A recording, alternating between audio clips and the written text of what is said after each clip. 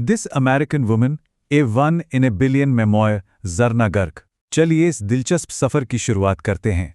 किताब की प्रस्तावना का शीर्षक है एक ऐसी आवाज जिसने लुप्त होने से इनकार कर दिया। जरा सोचिए कि एक ऐसे बेहद रूढ़िवादी माहौल में बड़े होना जहां महिलाओं से हमेशा चुप रहने की उम्मीद की जाती हो, और फिर एक ऐसा पेशा चुनना जहां आपकी चुप्पी को ही आपकी असफलता मान लिया जाए। यह वाकई कमाल है। ये किताब सिर्फ एक कहानी की शुरुआत नहीं है, बल्कि एक खुला घोषणा पत्र है। ये कोई रातों रात मिली सफलता की कहानी बिल्कुल नहीं है, बल्कि यह घर से भागी हुई एक किशोरी, एक अवैधा प्रवासी, एक वकील, एक माँ और अंत में एक मशहूर हास्य कलाकार बनने तक का एक बहुत लंबा और कठिन संघर्ष है। असल में यह अपनी उस खोई हुई आवाज को वापस पाने की एक बेहद शानदार यात्रा है। अध्याय 1, अलिखित नियमों की दुनिया में बचपन। भारत में उनका घर पूरी तरह से पुरानी परंपराओं से बंधा था। लड़कियों से बस एक ही उम्मीद थी, आज्ञाकारी और विनम्र बने रहना। लेकिन जरना के लिए हास्य कोई मामूली मजाक नहीं था, यह उनका अपना एक विद्रोह था। यह उस घुटन भरे माहौल में जीवित रहने का एक तरीका था और एक ऐसी दुनिया को समझने का जरिया था जो अक्सर समझ से बिल्कुल परे लगती थी। सच कहें तो इस हंसी के पीछे एक बहुत गहरा तनाव छिपा हुआ था। अब आते हैं अध्याय 2 पर, वह हानि जिसने सब कुछ बदल दिया। अपनी मां की मृत्यु के बाद उनकी दुनिया पूरी तरह से चकनाचूर हो गई। मां के संरक्षण के बिना संयुक्त परिवार की उन कठोर अपेक्षाओं का भारी बोझ अचानक उन पर आ गिरा। उन पर बहुत ही कम उम्र में शादी करने का दबाव लगातार बढ़ने लगा। ये एक ऐसा घुटन भरा माहौल बन गया था जहां उन्हें एहसास हुआ कि अपने ही जीवन पर उनका कितना कम नियंत्रण रह गया है। यहीं से ये संस्मरण अपना वजूद बचाने की एक बहुत गहरी लड़ाई में बदल जाता है। अध्याय 3, पलायन, कारावास के बजाय अनिश्चितता को चुनना। वहां से भाग जाने का जो फैसला था वो पूरी तरह से डर और हताशा से भरा हुआ था। अमेरिका भागने की इस यात्रा में कुछ भी सुखद या आसान नहीं था। ये अनगिनत जोखिमों से भरी एक बेहद उथल-पुथल वाली और डरावनी यात्रा थी। लेकिन यही वो सबसे महत्वपूर्ण क्षण था जब उन्होंने अपने जीवन की बागडोर खुद अपने हाथों में ली, क्योंकि स्वतंत्रता कभी खैरात में नहीं मिलती, उसे अपने दम पर हासिल करना पड़ता है। अध्याय 4, न्यूयॉर्क, आप्रवासी जीवन की क्रूर कक्षा। न्यूयॉर्क में जीवन आसान नहीं था। एक तरफ वो तंग अपार्टमेंट, छोटे-मोटे काम और लगातार बनी रहने वाली अस्थिरता का डर था, लेकिन दूसरी तरफ उनके हास्यपूर्ण दृष्टिकोण ने उन घोर निराशाजनक क्षणों को भी दृढ़ता में बदल दिया। कमाल की बात तो यह है कि उन्होंने अमेरिकी सिटकॉम देखकर अंग्रेजी सीखी और वहां की उलझी हुई नौकरशाही से निपटना भी सीखा। न्यूयॉर्क उनके लिए केवल एक शहर नहीं था, बल्कि यह जीवन रक्षा और नई संभावनाओं की एक बहुत ही प्रैक्टिकल पाठशाला बन गया था। अध्याय 5, प्रेम, साझेदारी और पहचान का निर्धारण। ये पहली बार था जब उन्हें एक ऐसा रिश्ता मिला जो किसी पारिवारिक दायित्व पर नहीं, बल्कि उनकी खुद की पसंद पर आधारित था।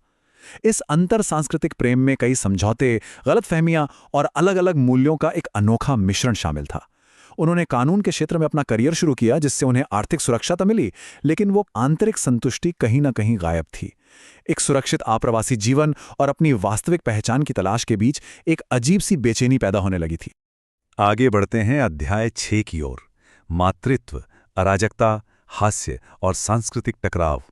मातृत्व उनके लिए एक बहुत बड़ी चुनौती और एक नई सीख लेकर आया।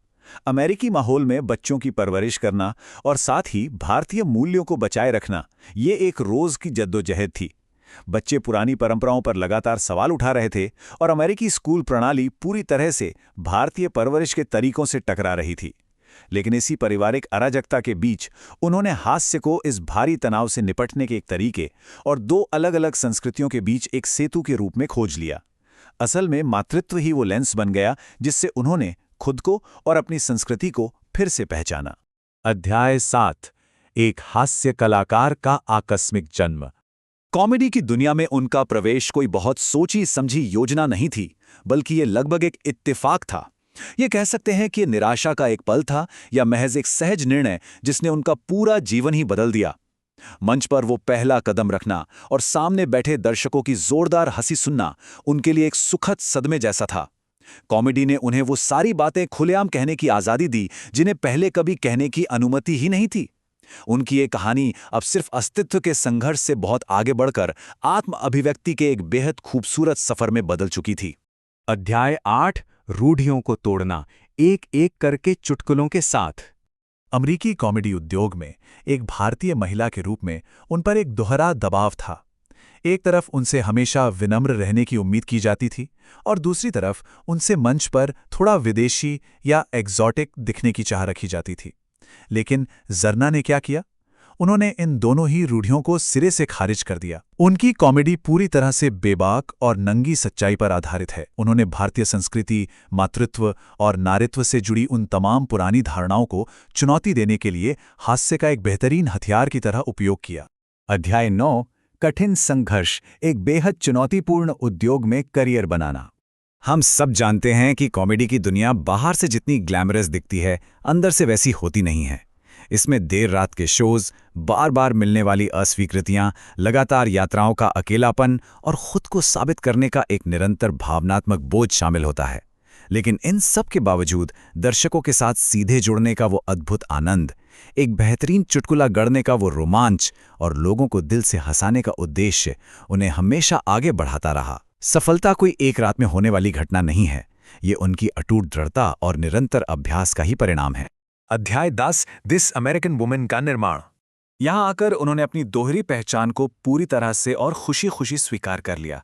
वो एक ऐसी महिला है जिसके खून में तो भारत बसता है, लेकिन वाणी में अमेरिका। उन्होंने जीवन के इन सभी विरोधाभासों को अपनाया, जैसे एक ही समय में पारंपरिक होना और विद्रोही भी होना, एक समर्पित माँ होना और साथ ही एक बेहतरीन कलाकार होना। उन्होंने इन चीज़ों को अपनी कमजोरी नहीं माना, बल्कि इन्हें अपनी सबसे बड़ी ताकत के रूप में दुनिया के सामने पेश किया। उनकी आवाज़ ही अब उनकी विरासत है, उनका सबसे बड़ा हथियार है और उनका सबसे कीमती उपहार। समापन विचार, साहस, संस्कृति और हास्य का एक संस्मरण। ये संस्मरण महज एक साधारण किताब नहीं है, यह इस बात का एक बहुत गहरा सांस्कृतिक वृत्तांत है कि जब पूरी दुनिया आपको परिभाषित करने की, यह एक खांचे में फिट करने की कोशिश करे, तो खुद को नए सिरे से कैसे गढ़ा जाए।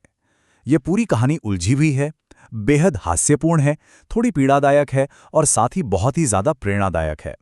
यह इस बात का एक जीता जागता प्रमाण है कि हास्य, दृढ़ता और आत्मविश्वास में आखिर कितनी शक्ति होती है।